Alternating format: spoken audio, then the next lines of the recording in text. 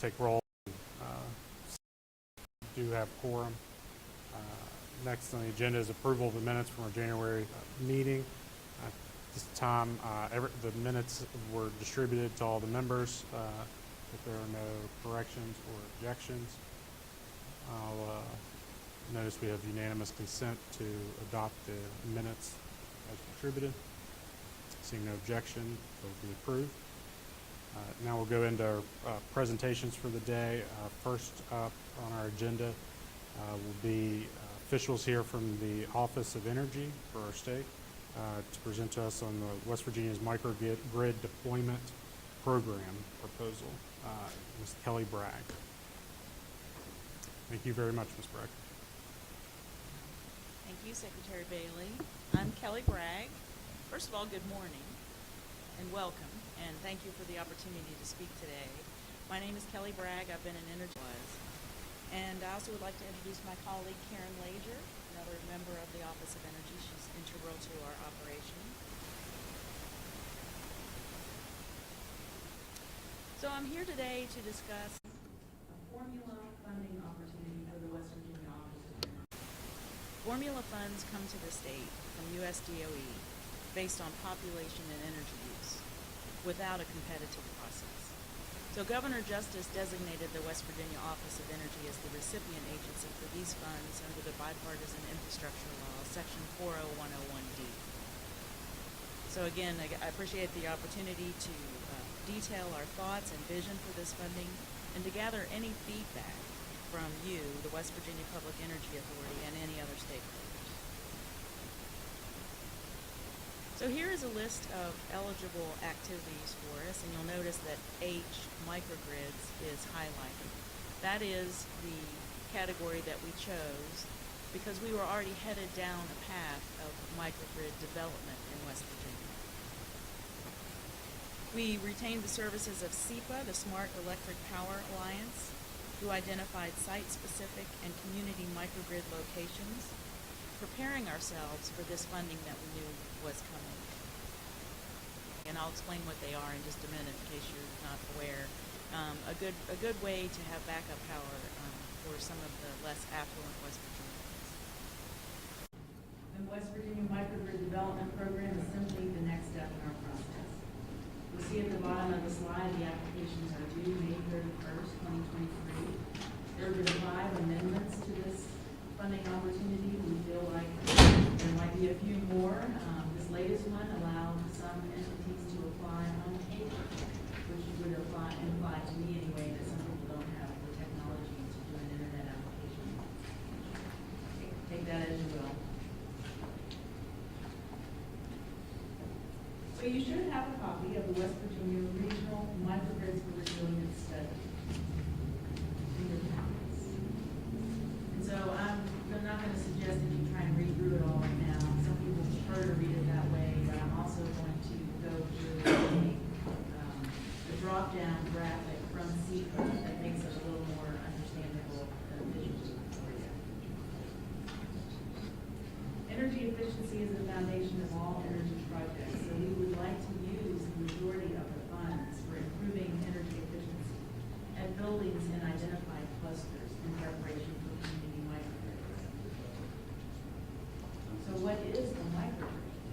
Basically, it's a group of buildings with an interactive grid control, and that control would allow that group of buildings to come off the grid in times of electrical have, let's say, backup generators at our home, or fireplaces in our house.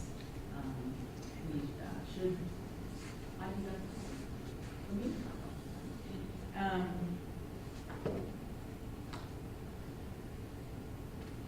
So they can be islanded in times of outages. And so that would give West Virginians a place to go to get warm or to get cool, depending on the season, in times of natural disaster. And as I said, our focus is on the less affluent West Virginia resident who may not have an easy time riding out extended periods of electricity outages. And now I'm going to try to click on the drop-down graphic that I told you about, which pretty impressive. We first heard of SEPA, we knew SEPA as an organization for a very long time, the Smart Electric Power Alliance, but they did similar work for the state of Kentucky. And one of the things that was really, really nice was this wonderful drop-down graphic that explained step by step what's happening in an interactive way. So the first thing they highlighted was the fact that FEMA has a permanent presence in West Virginia because of the disasters that we have experienced in the past. And then we talk about the three-phased approach: a landscape review, a microgrid suitability study, and microgrid deployment strategy. So we looked at more than 4,000 critical facilities in West Virginia, and some of the critical facilities already have backup generation. So hospitals, military military installations are already kind of removed from the list because they are required to have backup generation. So that left us with 353 prioritized site-specific microgrids and 14 prioritized community microgrids. And the community microgrids are the ones that we chose to focus on. So this drop-down graphic tells you about site-specific microgrids, and down here in the black box you can see the locations for prioritized community microgrids. The next graphic is showing energy consumption under a net zero scenario, which there would only be solar or maybe wind, but solar is likely, a mid-renewable strategy, a low renewable strategy, and then load. And what you find out is that fossil generation is finite, so you don't get as long of a period of time saved from a grid outage, but it is the cheapest option in West Virginia. So there is the rest of that graphic, and that sort of sums up our microgrid study. I'm going to go back to presentation.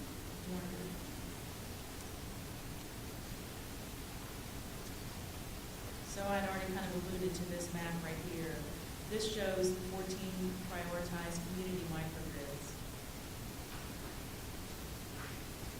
And your handout of the program narrative lists the buildings in each cluster.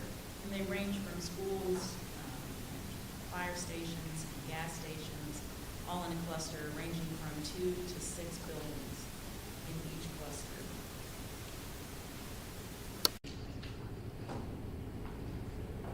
So we have consulted with West Virginia's 2 investor-owned utilities and the West Virginia Department of Economic Development to help prioritize locations for these microgrids.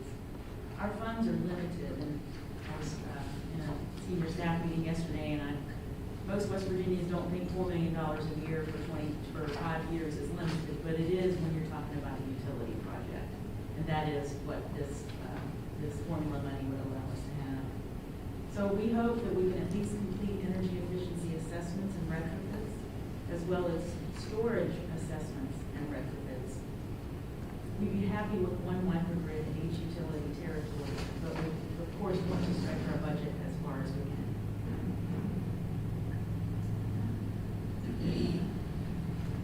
Now, this long URL here, I left it in the presentation. I'm not going to go over it for you, but it is an ArcGIS story map that takes you through all of the work that SEPA did. And it's a good way to look at the results of the study in a more visual way, rather than going through however many pages the study is. And finally, just thank you. Thank you for the opportunity to have a public hearing on this. I welcome your questions and your thoughts, and it doesn't have to be today. Contact information is there for myself and for Karen. We appreciate the opportunity to get formula funding. Competitive funding is a little harder to land, but formula funding goes to everybody. And we've already submitted several pieces of our application, and I'm waiting on some more refinement on the program narrative. And having this public hearing is one way to get some of that done before I actually apply before May 31st. And that concludes my presentation. Thank you. Any questions from members of the authority or Karen?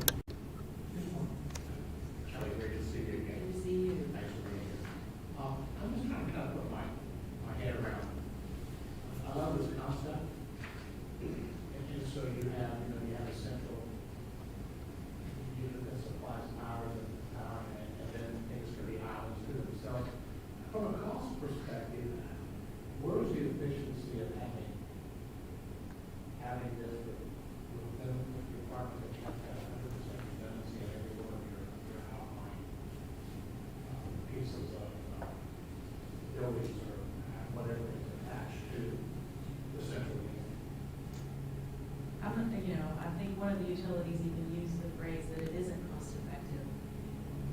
So, but the issue is we are appealing to the less affluent West Virginia who may be living somewhere where they lose electricity for several weeks and they feel desperate. Where do they go? What do they do? You know, I don't think you can put money on that. That is if I'm answering, if I'm understanding your question correctly. You know, and microgrids are a relatively new technology, but one thing I did include in our narrative was our new one Next Energy that was coming into West Virginia and bringing the microgrid technology to us.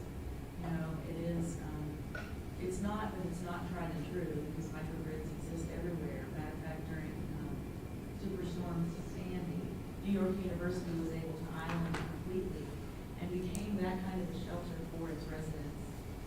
I just think that with the opportunity to have formula funding with actually quite few strings, it would be a good thing to at least get in the pipeline the development of microgrids. And that's why we didn't call it the microgrid deployment program. We called it the microgrid development program.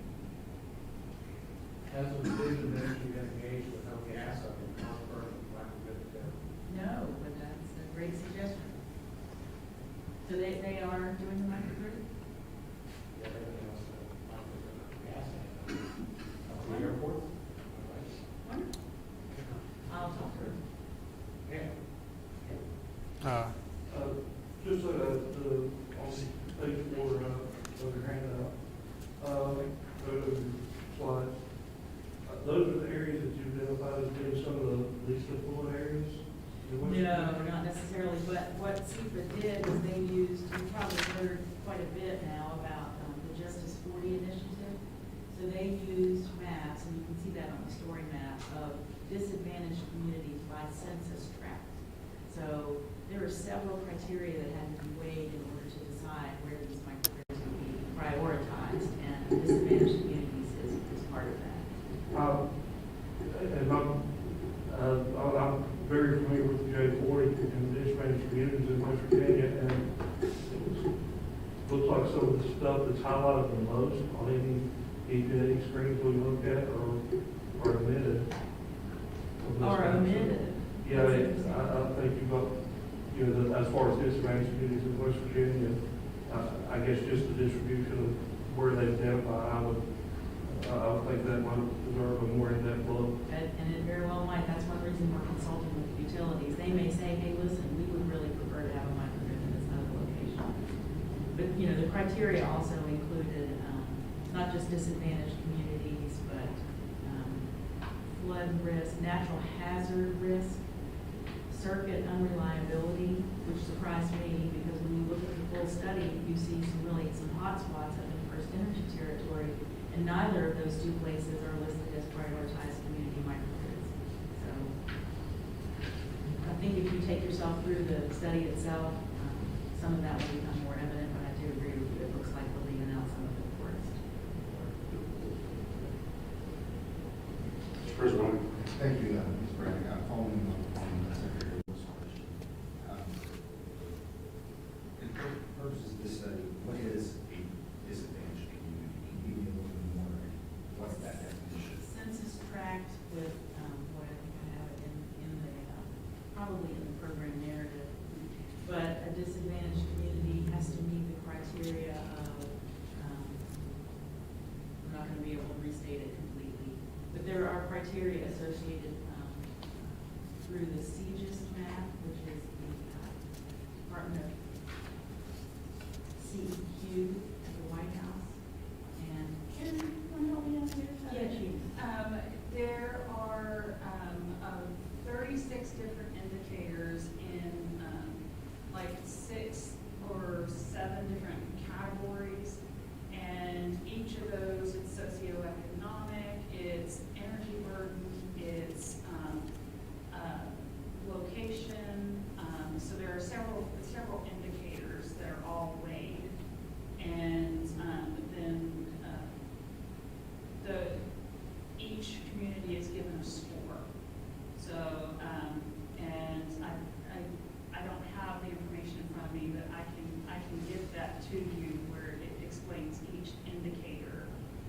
how things are weighed. One of the things that we were looking at is also to overlap that with the designations from ARC for West Virginia specifically, because ARC identifies the distressed areas in the state that are considered distressed for the Appalachian area specifically. And so, and the reason I asked that question is, I apologize. is I work with Southern West Virginia and did a lot of work growing up in Dow County. Most economic disadvantaged counties, and I think the state has the highest community burden in the state, has a lot of issues there, and I'm just a little surprised to see nothing in Dow County, but then Winfield, which probably has one of the most affluent areas in the state. And this just, that's just, and I'm sure there's reasons for it, I just don't understand it. Now, just because a community is not on that list doesn't mean that it's not a good candidate. Though the communities listed just scored the highest in all indicators, and some of that is the relationship, as far as how close together they are within a certain half of a square mile, along with some other indicators. So just because it's not in there doesn't mean that it doesn't make a good candidate. And what is the generation of these microgrids, where does the generation come from? That's where we would have to decide based on how long we needed the power for. If you want power to be for a very long period of time, renewables are your best option, but they're also your most expensive option. So then if you talk about natural gas generators, you've got to make sure you're in an area that has natural gas. So then you would be talking about propane as a substitute. So would you be, say there's an outage in Rossburg, and you have a microgrid, I apologize, because I just don't understand the technology. If you have an outage in Rossburg, and you have this microgrid, is it set up to have a building automatically? Is it there? How do you make that determination? I'm not knowing how long the outage is, and how do you get that generation there?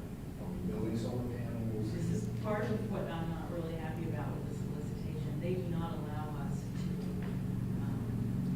use the money for electric generation. They specifically said we cannot use it for solar.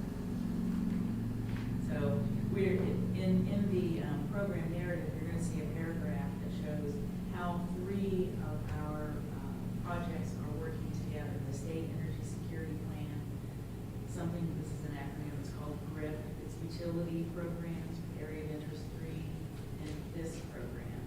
So we hope to dovetail all that together and answer that kind of question.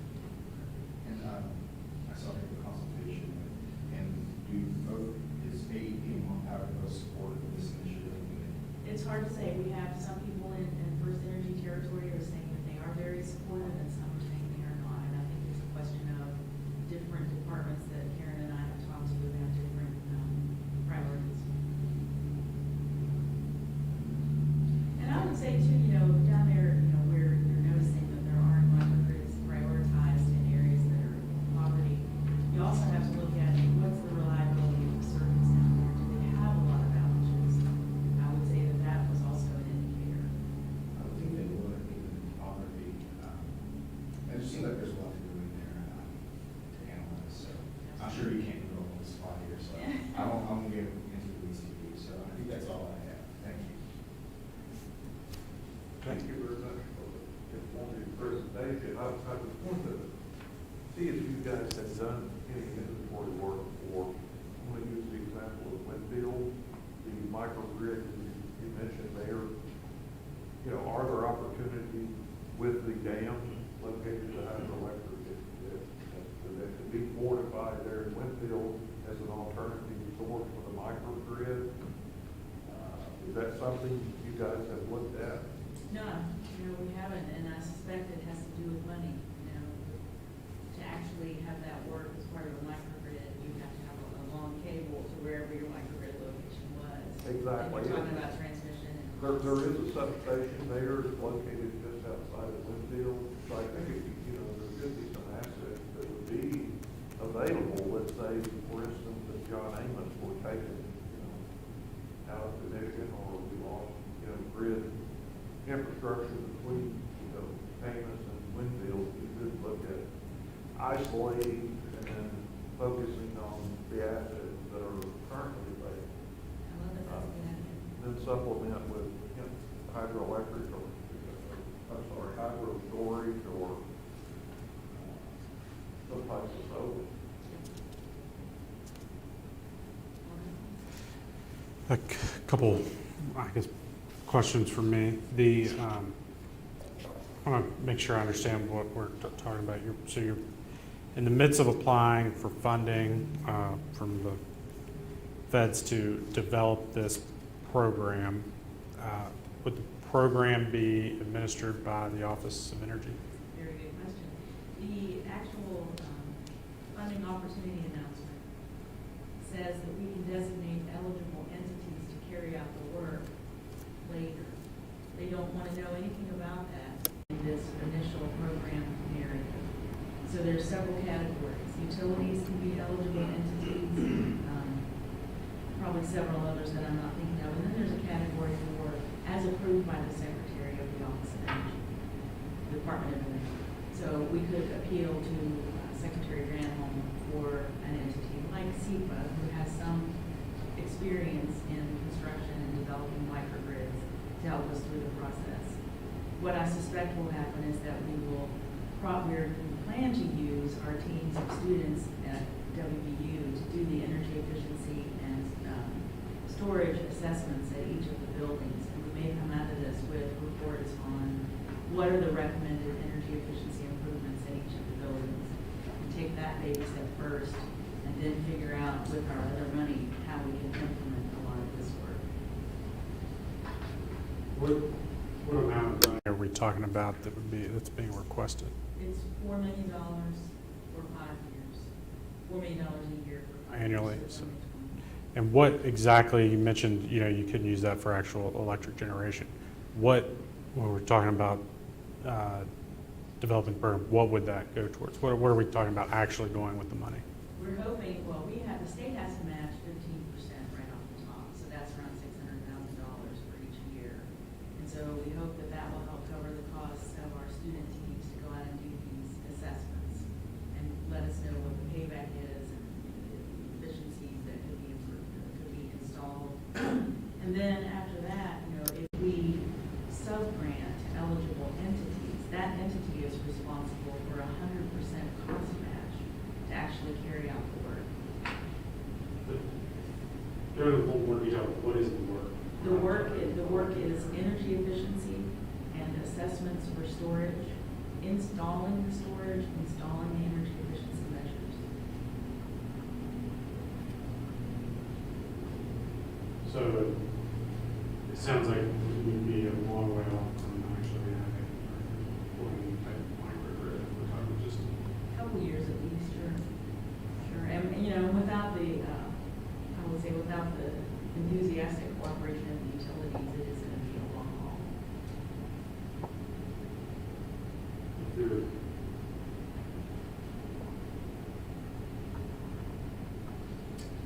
But before you would do a microgrid, you would do energy efficiency renovations at buildings in the area. I mean, that could be That's important. That could be much more than $4 million, though, even in one area. That would be $4 million in one building. I doubt seriously that we're going to do 14 microgrids, but that is a goal. Yeah. Is there any limit or restrictions on the type of buildings that we would be funding renovations to? No, there's no limit. Not that we're aware of at this point, but amendments have been dropping about every 3 weeks, a month. So that could come out later. That's actually, sounds more like a construction project than a energy infrastructure project. It is formula money, and we don't feel like we can leave that on the table. So we suspect that once DOE sees our application, they will have comments, and they will have things directions they want to suggest that we go in. Any other questions? Mr. Presvati? Yeah, just to follow up. Maybe I'm just confused. So I thought initially in the presentation, this was more about providing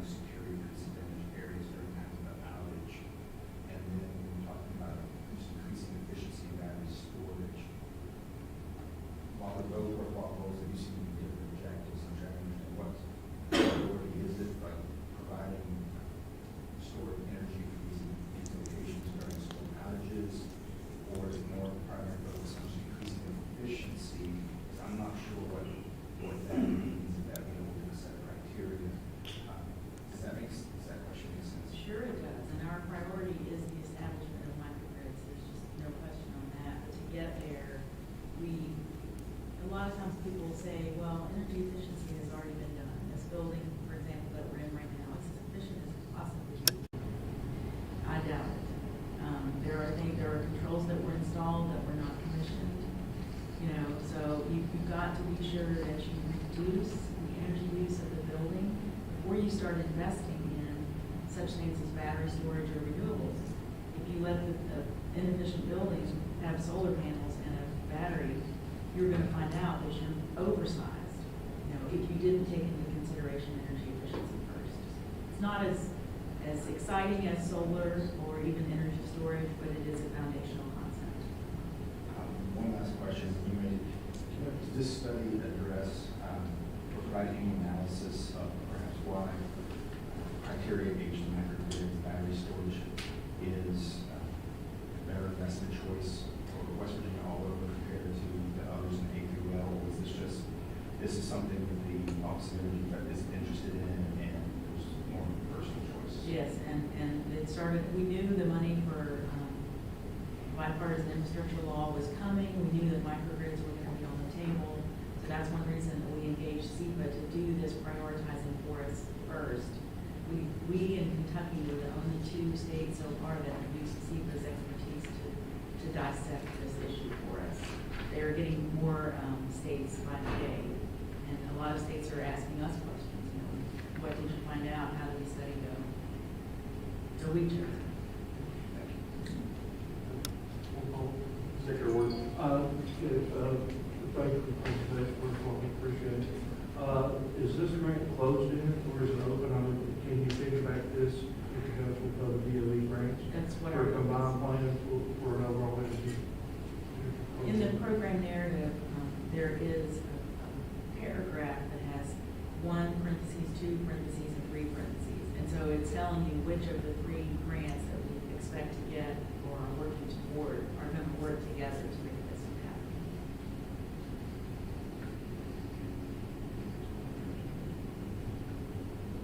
Questions? Seeing none, really appreciate you being here. Thank you so much. Appreciate it.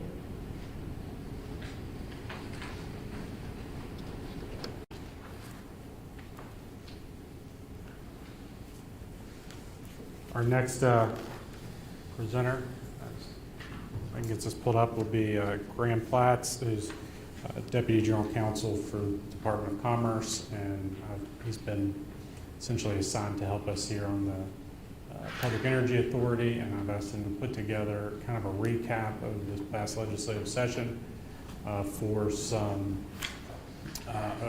bills that affect our energy sector in the state. One, which will be of important note, is at the end. Will be at the end. So I kind of maybe encourage, if long as Graham's all right with this, if there's questions about individual bills we go through, let's ask them as we go through. And then that way, when we're done, we can address the one that more directly impacts the authority. Great. Thank you, Chairman Bailey. As Chairman Bailey said, my name is Graham Platts. I'm the Deputy General Counsel for the Department of Commerce, and I'm here to talk about an energy recap from the 2023 regular legislative session. I was actually going to encourage questions throughout as we go through the bills as well. I do think that's probably the best way to go about it. So here we're going to talk about 6 bills today that deal with work related to the authority. And it works out well, 3 House bills, 3 Senate bills, so we won't be accused of any favoritism. There's a few other bills that do touch on some energy-related matters, but not of enough relevance to mention here today. Any additional information that you'd be interested in could, of course, be found on the legislator's website. So we'll start with House Bill 2814, and this creates a hydrogen-powered task force. This bill has not yet been signed by the governor, and it adds a new article of code to Chapter 24. That article is 2I. Chapter 24 is the Public Service Commission's chapter. And so what this does is it creates a task force to examine sources of hydrogen and end-use uses for hydrogen-fueled energy. The task force is comprised of members appointed by the governor, 1 representative of a regulated utility, of a fossil fuel industry, of a manufacturing hydrogen-fueled energy industry, representative from an environmental organization, promoting renewable energy, the chairperson of the PSC, the Secretary of Economic Development, the Secretary of Environmental Protection, and the Secretary of Commerce, as well as a representative from higher education. And what this task force is tasked with is operating to take advantage of IIJA and IRA tax incentives to look at how the state can effectively use hydrogen-fueled energy resources to generate electricity and for other end uses and products created from hydrogen fuel. It's also tasking the task force with talking to agencies throughout the state about revamping their policies, their regulations, and their rules to allow for better creation of hydrogen fuel technology, and I believe the quote was less burdensome and more helpful, or something along those lines. So the idea is this is a new technology that's being explored here, and we need to relook at our regulations across state agencies to see what we can do to make that more doable. And also task the task force, I keep saying that, with looking to see how we can improve a workforce that's compatible with hydrogen fuel. That's something that is important in sectors across the energy industry here, but particularly in hydrogen where we haven't gotten there yet and haven't done a whole lot of work there. We're going to need a workforce that has the compatible skills required. And the primary objective of this task force is to release a report due July 1, 2024, detailing all of this. And at that time, the task force will disband and conclude its work. So obviously that'll have some impact on the work that we do here and something to keep an eye on. Next, we're going to talk about House Bill 3308, which authorizes the PSC to expand its issuance of consumer rate relief bonds. In 2012, the legislature authorized consumer rate relief bonds to help mitigate some of the costs that were required to expand, improve, and maintain power generation facilities throughout the state. The PSC must approve of any application for this type of bond, and I should say that this bill was signed by the governor earlier in this month. It adds 2 new sections of code to Chapter 24, and the application to the PSC requires that the utility describe the eligible costs that they're hoping to secure, a timeline for when the series of bonds will be released, a proposed adjustment mechanism, and a description of benefits to the utility's customers. And some of those eligible costs that the utility could seek to secure are environmental control costs, expanded net energy costs, storm recovery costs, and undepreciated generation plant balances. And there are some limits on those generation plant balances to be aware of. It has to be a fossil fuel generating plant, and that plant must have a nameplate capacity in excess of 1,000 megawatts. So that would be John Amos, Mitchell, Harrison, Mount Storm. I think I'm missing a few, but that's the idea there.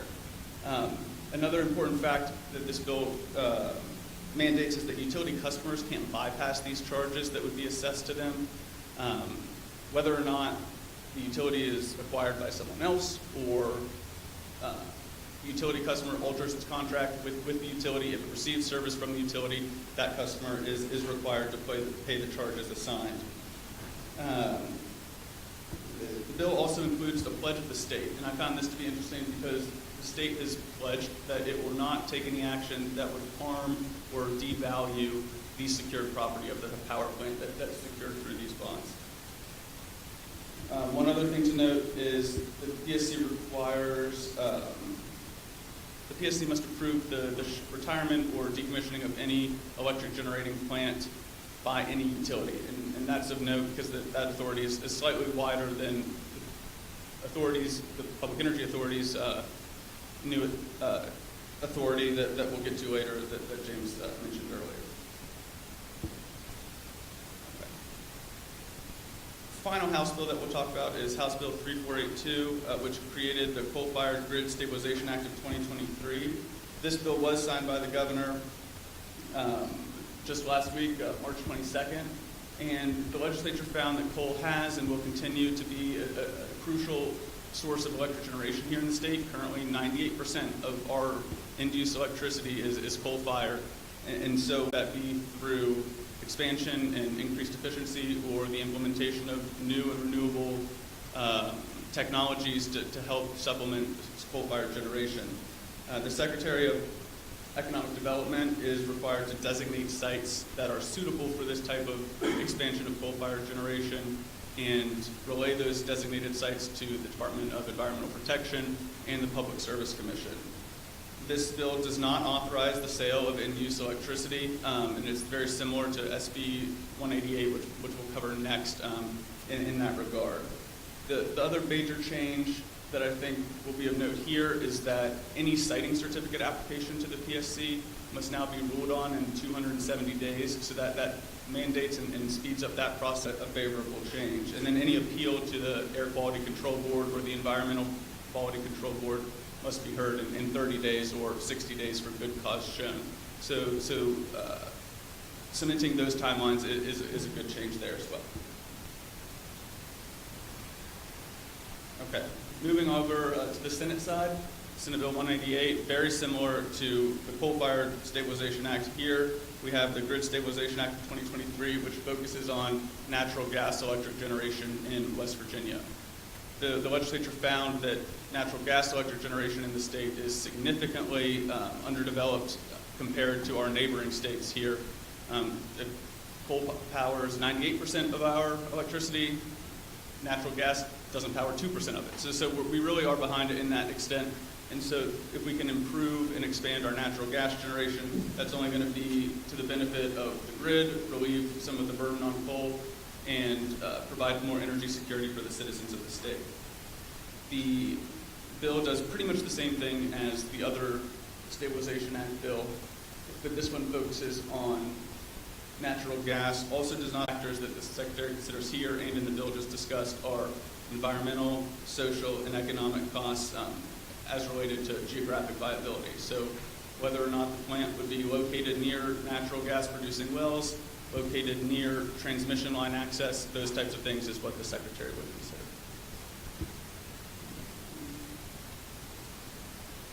Okay. Moving on to our next Senate Bill, 544, increasing the power purchase agreement cap. This was a pretty simple bill.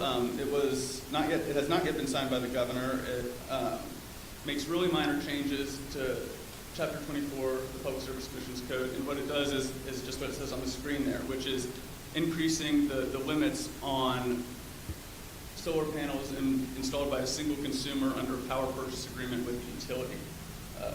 Residential consumers now can install a 50 kilowatt system, and commercial consumers can now install a 1,000 kilowatt system. So that's a little bit of extra flexibility and bandwidth that allows ratepayers to explore with this new technology and install some cost-saving options there. And if they stay under these limits of 500 or 50 and 1,000 respectively, those solar panels will not be under the PSC's jurisdiction. Okay. The last bill that we're going to talk about is the big one, and what really is most related to the Public Energy Authority, Senate Bill 609, obtaining approval for decommissioning or deconstructing of an existing power plant. So now the Public Energy Authority must approve for the decommissioning of any coal, oil, or natural gas plant. That's separate and distinct from the Public Energy Authority or requirement that it must approve any electric generation decommissioning from any utility. So here we're focused on fossil-fired generation, and what we have to do is consider the economic, social, and environmental costs of any power plant decommissioning here in the state. Prior to closure, we also are asked to consider alternatives to keeping the plant open. Can we institute some environmental or new technologies, some green resources to make this plant more viable, more cost-effective, and sustainable? If not, then perhaps we need to look at decommissioning. And that process is going to be brand new to the authority. That's not something we've had to explore before, so we're going to have to go through a rulemaking process, which actually is required by the bill as well.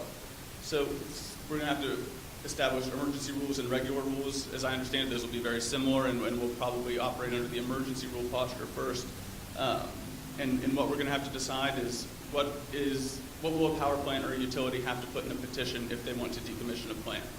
What will we consider when we're reviewing that petition?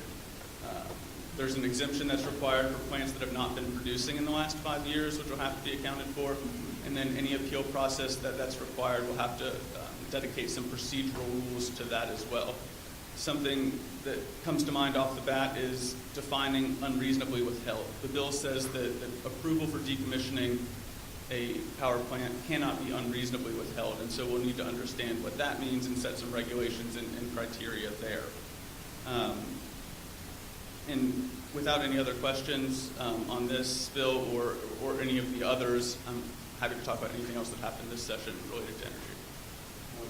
Before I take a question, I want to give members some kind of insight into our process. Addressing Senate Bill 609. So the earliest we could do anything would be at our next meeting. So the goal would be that we'd work over the next month or so to develop some draft language for a potential rule, and then we'll work with members on the authority as we go through that process. And then ultimately the goal would be to have something before the authority at the next meeting. This will be a pretty intensive process, so I don't want to commit to anything. We'll have Graham here working on it along with all of us. I'll let him consult members on the authority. We'll consult with other agencies and maybe even other states to see what should this look like. Then the process will be once we have a form that can go before the authority, it'll be up to the authority will be able to tweak it or approve it. Once it's approved, though, it'll be filed as an emergency rule, and then there's a rulemaking process that gets triggered. Then, essentially, though, the rule we'll file as an emergency rule would be the rule that we would intend to be the permanent rule. There's periods throughout the rulemaking process where that's the intent. Anytime anything would be changed or amended, obviously would have to be approved by the full authority. So this time, if there's any questions of Graham, or if I can provide any more insight that anybody would like, I'd be happy to. Grant, it would be an emergency rule on the legislative rule, not an administrative rule. That's right. Legislative. Yeah. All right. Just how I like it. Great. Thank you all.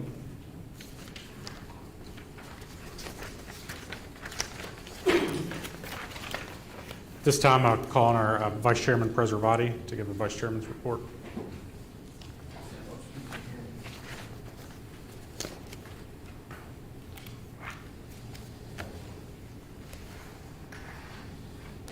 Thank you, Mr. Chairman. Just one item to report this month. Several weeks ago, we reached out to Senator Manchin's office, Senator Capito's office, that they had deadlines for requests for congressionally directed spending, and if any of the agencies or other entities had any proposals to get those submitted. We only had several days to put a proposal together. So we have submitted a proposal to the Department of Energy for a study looking into the development of hydrogen from West Virginia coal and West Virginia natural gas using the pyrolysis process. It's technology that's been around for decades. You can find studies on the use of pyrolysis, which is using extreme heat without the presence of oxygen, so there's no combustion. As the coal and natural gas break down, there's no oxygen for the carbon to combine with, so there's no CO2 emissions. And the result of that is hydrogen, clean hydrogen, that can be used to produce electricity metals. So our request was to have a study outlining the ability of that, confirming the ability of that as a process and the ability to use it commercially. We submitted that with the university that we would have to determine at a later time that would do that research. The submissions are being made tomorrow by the office of Senator Manchin, Senator Capito. And then ultimately, in the event we are successful, we will have to come back to the authority for approval. Under our statute, we're allowed to accept federal funding, we're allowed to accept these funds, but it has to be done by the vote of the authority. So in the event we are successful, which will be six months to a year possibly before we find out, we will come back to the authority and request approval to accept these funds and move forward with it. I didn't go into a lot of in-depth analysis of the study, but if there's anyone that has any questions, I'm free accept any questions. Seeing no questions, thank you, Mr. Vice Chairman. Thank you. Next on to announcements. The only announcement I would have was that our next meeting would be scheduled for April 26th. Any other announcements or remarks by members? Seeing none, I entertain a motion to adjourn. So moved. It's been seconded. All in favor, aye. All opposed, nay. We are now adjourned. Thank you.